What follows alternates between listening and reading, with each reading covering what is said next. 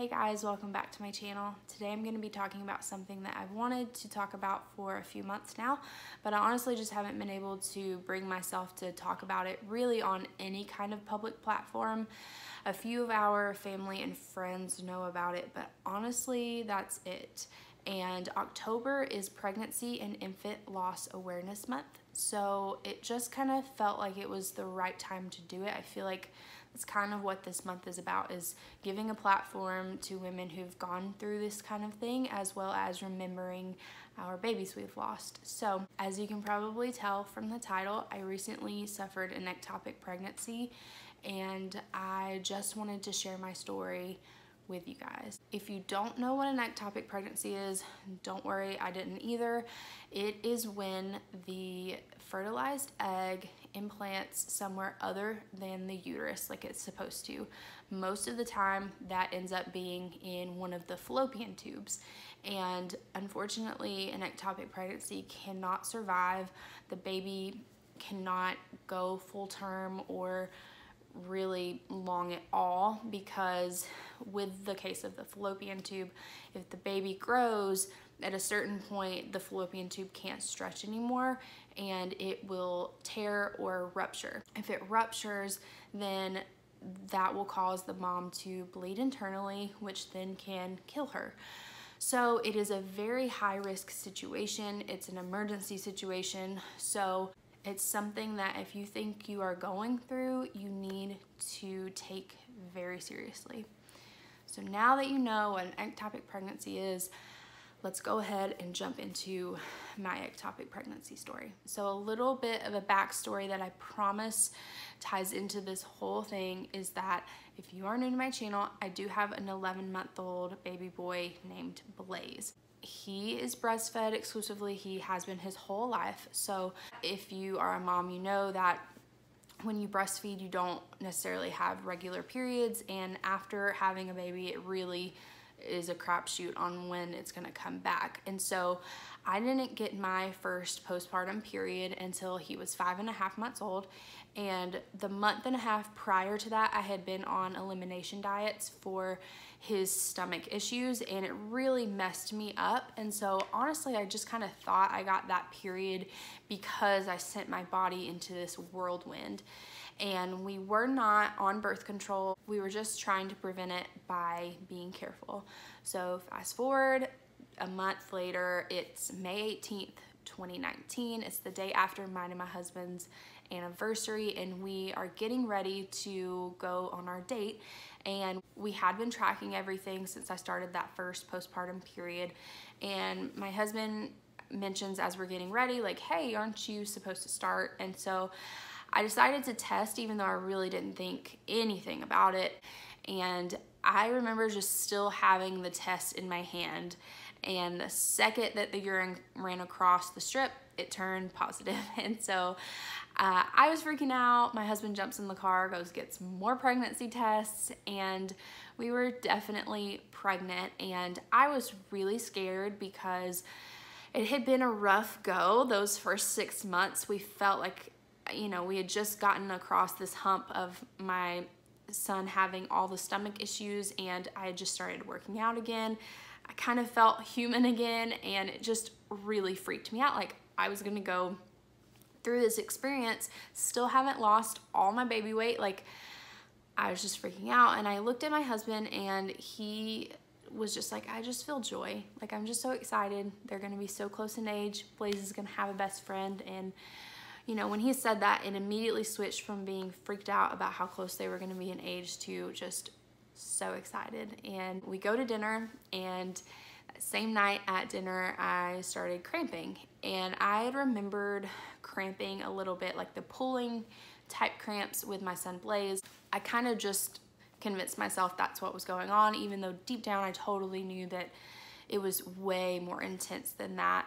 And so they get worse as the night goes on, and in the middle of the night, they are so bad that they wake me up, and I go to the bathroom, and I'm unintentionally making so much noise, and it wakes Nick up, and he asks me if I'm okay, and I tell him that something's wrong because I did see blood when I went to the bathroom. So We thought that we were miscarrying, and if you don't know my story, our very first pregnancy, the pregnancy before Blaze, ended in a miscarriage. So it was kind of this, like, we just almost expected that to happen. We went back to sleep and we just thought that that's what we were experiencing. And because our first miscarriage was a missed one, which means that my body did not have any signs. I didn't bleed, I didn't cramp. We just went to the doctor and there wasn't a heartbeat. So we just didn't really know what to expect with this. I just knew that I was cramping and I saw blood, so in our minds, that's what was happening. I wake up in the morning, there's still a lot of pain, and then by about 11 o'clock that morning, I'm able to like do stuff, and it just kind of feels like period cramps at that point. So we go ahead and go about our day. Nick had another part of our anniversary celebration planned and we couldn't get our money back, so it just kind of felt like a way that we could get along with just the two of us and kind of take everything in. And the next day, which is a Monday, we tried to get in with a new practice that came highly recommended to us, and they weren't going to be able to get me in until I was 8 weeks pregnant. And our old doctor that delivered Blaze was horrible, so we really just didn't want to deal with that at all. And because I thought I was miscarrying, we just decided to kind of let it play out. Now, I know that that was not the right decision, and if you are here to look this video up because you think you're going through an ectopic pregnancy or a miscarriage or something, my advice is please go to the doctor. Go to the emergency room, go get help, urgent care, whatever, go to the doctor. I did not do the right thing, okay? So now that that disclaimer is out there, I know the error of my ways. The next day is a Tuesday, Nick goes to work, and when I wake up with Blaze, Nick is already gone, and I am pouring sweat. I am so nauseous, I'm so sick, I can't stand up, and I have to call my mother-in-law so she can come over and just help with Blaze because I am a mess. I can't do anything other than curl up in the fetal position. So a few hours later, I'm okay, I'm still spotting, still cramping, but not in this agonizing pain that I was in. And my mother-in-law tells me that I looked so bad when she had gotten there that morning that she thought she was gonna have to take me to the hospital. So I wasn't doing too hot. And because I was lightly spotting and I wasn't experiencing like full flow type thing that I thought was supposed to happen when you miscarried, I decided to take a pregnancy test, and it was very, very dark. And I got real confused because I knew that it should be getting lighter and it definitely shouldn't have gotten darker. So Nick and I buy a jumbo-sized pack of the little strip tests from Amazon, and I tell him, okay, I'm gonna test every single day, and if by next Tuesday they're still the same, then we'll go to the doctor, we'll figure it out. And the whole rest of that week, I take it really easy. I don't work out. I just am really easy on my body. And honestly, I'm fine. The pain completely goes away. It's like nothing ever happened. The spotting goes away. It was super weird. So that Monday was Memorial Day. It's now a week and 2 days from when I initially found out I was pregnant. And I decided to go to a morning workout class, and I do boot camp style workouts, so they are super intense. And I just at that point thought I was fine and was like, okay, there's no reason to not. And everything seemed to be fine. We go swimming, grilling out with our friends, like have a whole celebration that day. And about 4:30 in the afternoon, I'm about to eat a hamburger, and nausea just sweeps over me, and not like pregnancy nausea at all, like a I'm gonna die type nausea. My stomach is hurting and cramping again. And so I go to the bathroom, and at this point, I just think it's pregnancy gas pains. I think it was just me trying to rationalize it in my head. I knew that when you're pregnant, it kind of jacks up, you know, your whole digestive system, and things can get crampy. And I was in the bathroom for about an hour. I couldn't use the bathroom, and I had really bad Braxton Hicks contractions with Blaze. That's what I think they were. My doctor was so crappy. I don't even know if that's what they were, but they were so intense beyond what I've heard women have when they have Braxton Hicks contractions, but they reminded me that level of intensity. And I remembered sometimes when I would have them, I just felt like if I could just go to the bathroom, number 2, I would feel so much better. And that's also kind of the same feeling you get when you're in labor and you're ready to push. So obviously it was different, but that's kind of how it reminded me, and that's how I was rationalizing it in my head. And finally, Nick just has to take me home, and I curl up in the back seat of the car. I'm in a fetal position. I can't take care of Blaze. I can't calm him down. And I am in like excruciating pain by the time we get home. And Nick is super confused because he's asking me, hey, like, do we need to go to the emergency room? And I just keep telling him, no, it's just gas pains. And he was so confused because he's like, you should not be in this much pain if it's gas pains. If it's gas pains, like, what's happening? So a few hours go by, and in those few hours, I am in the most pain I've ever been in my entire life, second to labor. And at one point, Nick is trying to help me to the bathroom, and I'm crying at this point because of how much pain I am in. And he literally has to catch me midair, and he, you know, is holding me by his arms, and I'm just like completely straight, like my body has straightened out, and I'm like, I can't breathe.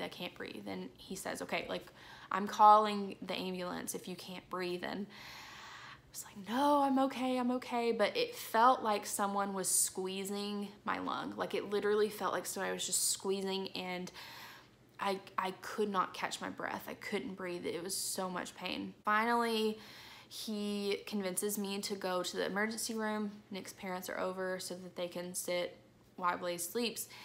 And I go to the bathroom to get clothes on, and I see more blood. And at that point, Nick was like, oh, well, you know, you're miscarrying, right? That's what it is. And that whole week I had been looking up ectopic pregnancies because that's just kind of what kept coming up. And it had always been in the back of my mind, but I kept thinking I will know if it's an ectopic pregnancy because of how much pain I will be in. And I was in that pain, but I still thought, no. I even had the shoulder pain, which was one of the things I kept reading was that you would get this like pinching in your shoulder on whatever side it was on. And I had that, and I thought I was making it up in my head. And it was just like, oh man, maybe I'm just miscarrying. Maybe this is what that feels like, and I don't know. And because I didn't have anything to compare it to, I just was like, yeah, okay, I'll sleep it off. And you know, if tomorrow I'm still feeling the same way, then we'll go to the emergency room. And at that point, I wasn't feeling as bad. I mean, still so much pain, but it wasn't at its peak. It was kind of going down. We wake up the next morning and we call my old doctor, and he has me come in and get a write-up for lab work, which is not in his office. And I'm telling the guy who's doing my lab work that I think I'm having an ectopic pregnancy because of the pain. And I'm asking when we'll get the results. And he says, oh, you won't get them until tomorrow. Your doctor, if he would have written stat on it, we could have gotten it today. I'm like, what kind of doctor doesn't write stat on this when I told him how much pain I was in? The guy's super sweet. He's like, if you can get a hold of your doctor, have him change it, I'll change it for you. We'll get it to you today. So Nick steps out, calls the receptionist, and she's like, oh, he won't be able to see her, do an ultrasound and everything that she needs today. So if she's in that much pain, just go to the emergency room. And I'm like, what? So Nick asked me if I want to go to the emergency room, and I said no. I was going to be okay. And the next day, Nick goes off to work, and it's a Wednesday at that point. And he was gonna take a half day. And I remember the most eerie feeling from that day in my gut. I don't know what it was, but I just knew I might die. Like, something is wrong with my body and I might die. And it was to the point where I almost pulled out my camera and recorded a goodbye message to Blaze and Nick, because I just knew something was wrong, and I just knew something was wrong. And why I didn't go right then to the emergency room, I don't know. It was so stupid, so stupid. But I call that morning about 9 o'clock, my doctor, and they have the blood work, and she says, oh yeah, you're definitely pregnant, so let me see what the doctor wants to do. And 3 hours later, at like noon, I finally get a call back, and she says, okay, he scheduled an ultrasound for you at the hospital, but he's not doing the ultrasound. I'm like, what? So we go, it's like 4:30 is when my appointment is. We go to the appointment, and it's in the radiology department. And this lady is super sweet. She's the tech, and she's searching and searching, and I finally just ask her when she's looking in my uterus, I'm like, is there anything there? And she said, no, sweetie, I'm so sorry, there's not. And I knew it, but you always kind of hold out that hope. But you know, you want it to be the success story of like, I thought everything was going wrong, but my baby's okay. So then she is looking, and I finally am asking her what's going on, and she says that she sees a mass where my right fallopian tube probably is. And I ask if I can see the screen, and I can't make out anything. Like, I don't know what anything is. I don't know if it's the kind of machine or what, but it was all just a blur. And I go and change my clothes, and as I'm changing, Nick asks her, okay, so if the radiologist says that this is an ectopic pregnancy, what's gonna happen? And she goes, oh, we're taking you to the emergency room immediately. She comes back and she tells me the conversation that she had with the radiologist, and she said she hands her my scans, and she takes one look and immediately is like, oh my gosh, is she like hunched over right now? Like doubled over? And she was like, no. And she goes, well, she should be dying in pain right now. They tell me that it's most likely an ectopic pregnancy, and they wheel me in a wheelchair to the emergency room. I get in there, and the doctor's super sweet, and he says, based on how I look and what I said my pain level was at that point, that he thought we had caught it early. And I had told them that I had been previously in a lot of pain, but right then I was totally fine.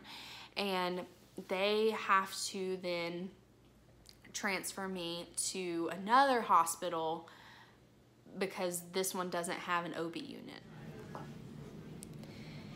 So I'm in the emergency room. I have an IV.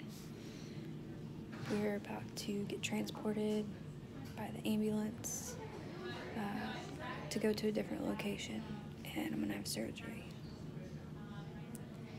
And I'm crushed.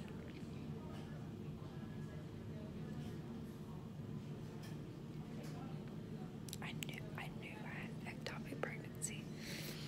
You probably can't hear this, but I knew I had an ectopic pregnancy, but there's always that like hope, like maybe my baby will be okay. So once Nick leaves to go get the car, because I'm gonna have to be transferred via ambulance, it was the most like surreal thing, and it was all just like a crazy, horrible distraction that I so needed in that moment. Like everything was just insane. So I, you know, am in the ambulance by myself, and I get to the other hospital, and they prep me for immediate surgery. And at that point, it wasn't considered emergency because they thought my tube was fine, but they do push me in front of like the whole line of people because it is an emergency. But at that point, they didn't think, you know, anything crazy was going on, and they thought that they had caught it on time. So after I wake up from the anesthesia, they're trying to wake me up, and I'm so out of it. And I wake up, and the first thing I say is, where's my baby? Is my baby okay? And I just remember like the blur, because I can't make out anything, but I just remember these blurry figures like looking up at each other like, oh no. After I'm finally coherent enough to understand, Nick tells me that after my surgery, the doctor had came out and told him that my right fallopian tube had ruptured and that I had been bleeding internally. And she said that I was very lucky and that a blood clot had formed and that there was no reason for it to have formed where it did.